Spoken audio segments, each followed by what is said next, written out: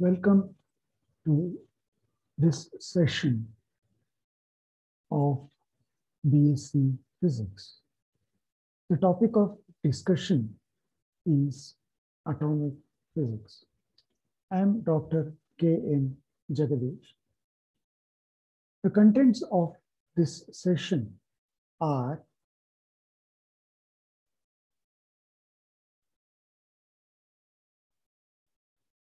first, we are going to discuss the quantum theory of anomalous Zeeman effect. Next comes the discussion on splitting of D1 and D2 lines of sodium in terms of anomalous Zeeman effect. And finally, we will be discussing the difference between normal Zeeman effect and anomalous Zeeman effect. To begin with, we will try to understand the quantum theory of anomalous Zeeman effect. Anomalous Zeeman effect is exhibited by atoms having unpaired electrons in the valence shell so that the spin angular momentum of the atom is non-zero, that is, S is not equal to 0. The total angular momentum, J, of the atom is the sum of the spin and orbital angular momenta. Thus, the atom is said to possess total angular momentum and total magnetic dipole moment, mu J.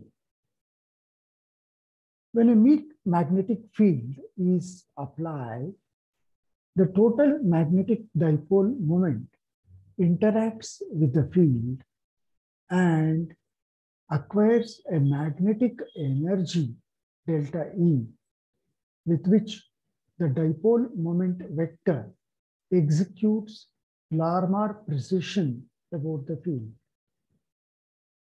The energy thus acquired by the atom in the magnetic field is given by delta E is equal to minus mu J dot B, which in turn can be written as minus mu J into B cos theta.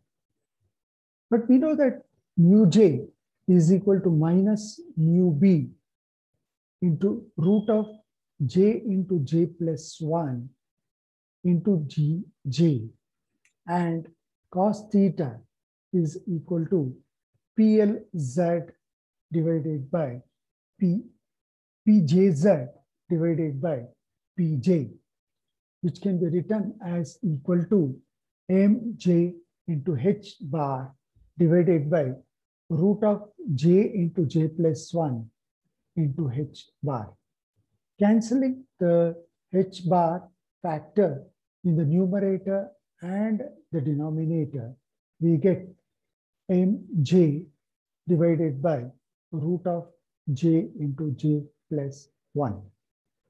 Substituting for mu j in the expression for change in energy, delta E is equal to mu B into root of j into j plus 1 into Gj into B into mj divided by root of j into j plus 1. After simplification, we get delta E as equal to mu B into Gj into mj, which in turn becomes EH divided by 4 pi m into B into Gj into mj, with the substitution for the Bohr magneton, mu B as EH divided by 4 pi m.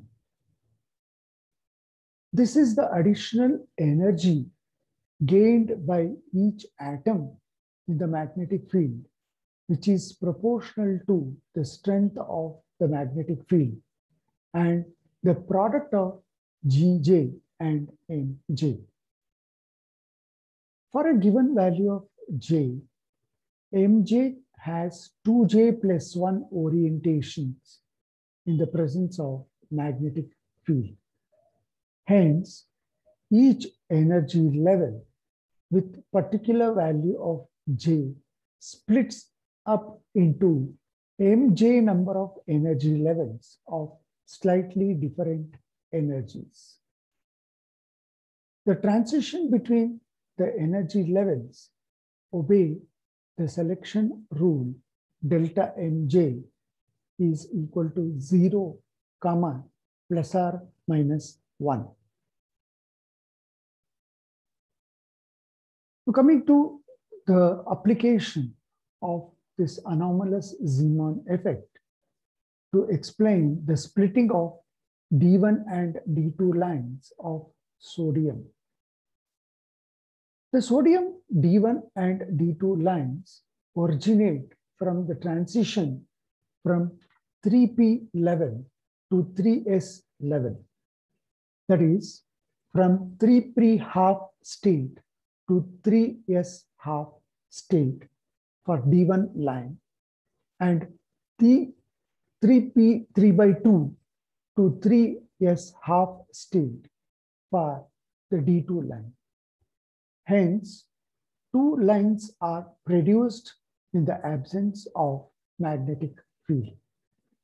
Let us consider the transitions of D1 and D2 separately. First, understanding the splitting of D1 line of sodium, for the 3s half ground state, J is equal to half. Hence, in the presence of magnetic field, J has 2J plus 1, that is equal to 2 into half plus 1, that is 2 orientations of different energies. Hence, 3p half level splits up into 2 levels with Mj values. Mj equals plus half and Mj equals minus half, as shown in figure A. Similarly, for the 3p half state, excited state, also J is equal to plus half, and hence 3p half level splits up into 2 levels with Mj values equal to Mj plus half and Mj minus half. The transitions between the energy levels obey the selection rule delta Mj is equal to 0 or plus or minus half. There are two possible transitions for delta Mj equals 0 with plus half to plus half and 0 with minus half to minus half, giving rise to two lines called pi components. Two more transitions are possible for delta Mj equals plus 1, that is plus half to minus half, and delta Mj equals minus 1, which is from minus half to plus half, giving two lines which are considered as the sigma components. Hence, the D1 line splits up into 4 lines as shown in figure A. Coming to the splitting of D2 line of sodium, as discussed above, the 3p half splits up into 2 levels.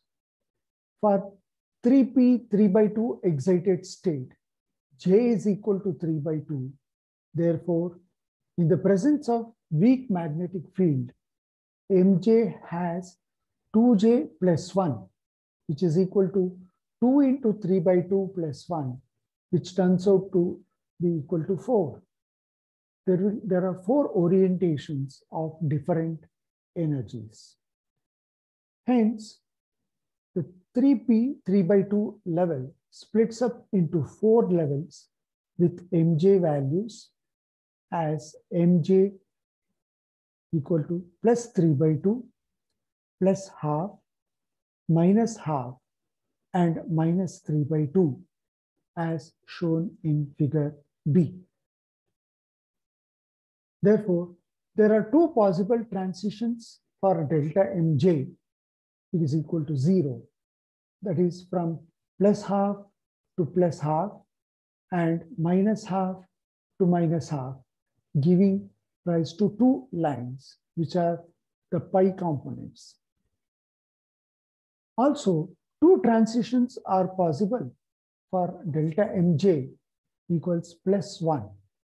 That is from plus 3 by 2 to plus half and plus half to minus half, giving rise to 2 lines, which are the sigma components. 2 transitions are possible for delta mj equals minus 1.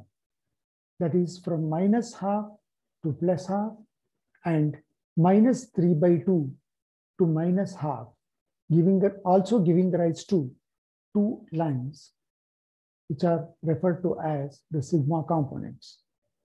Hence, D2 line splits up into 6 lines as shown in figure B. Finally, coming to the understanding of difference between normal Zeeman effect and anomalous Zeeman effect. Normal Zeeman effect is observed in strong magnetic field, but on the other hand, anomalous Zeeman effect is observed in weak magnetic field. In case of normal Zeeman effect, angular momentum of the atom due to spin of the atom is equal to 0. On the other hand, angular momentum of the atom due to spin angular momentum is not equal to 0.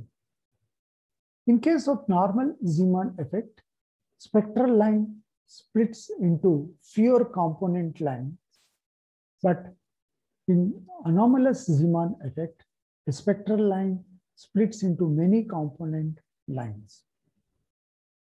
Finally, the normal Zeeman effect is exhibited by atoms with even number of valence electrons. For example, we have many metals like magnesium, calcium, zinc, cadmium. All these, they exhibit normal Zeeman effect.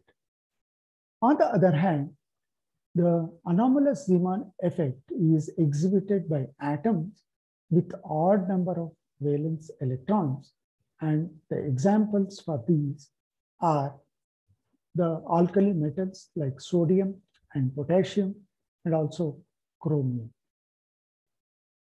Thank you.